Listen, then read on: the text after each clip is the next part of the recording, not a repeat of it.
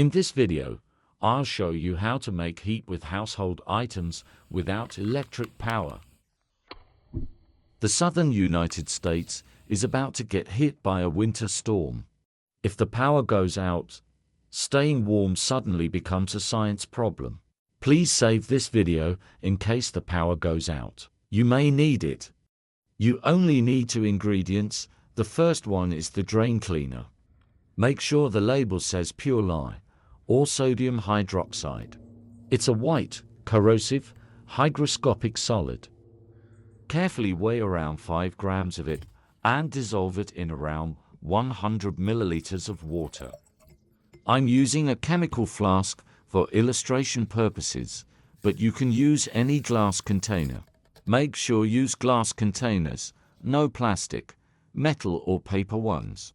After all the solid dissolves, we are ready to generate the heat we need.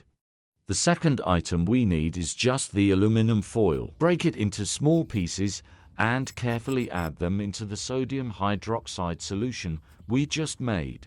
When the temperature is cold, it may take a minute or 2 to jumpstart the reaction. But once the reaction starts, it generates a considerable amount of heat to keep the liquid warm.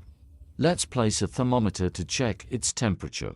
During the course of the reaction, the temperature steadily rose to 30 degrees Celsius.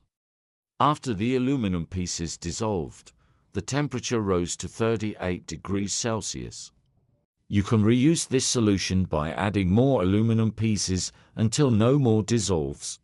As you can see, the concentration of the solution plays a critical role in heat generation. If we use 2% solution instead, the reaction is very slow and not much heat is produced, as is shown here.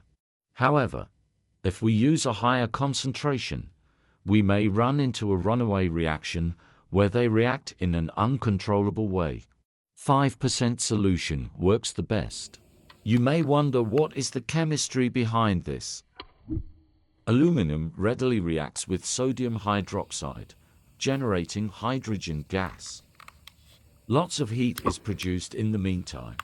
Needless to say, PPEs are required, and it needs to be done in well-ventilated areas. Wear a mask if possible to avoid the vapors generated by the reaction. Now that you know how to generate heat during power outages, please like, comment and share it with someone you love. Follow my channel for more science contents. Thank you for watching.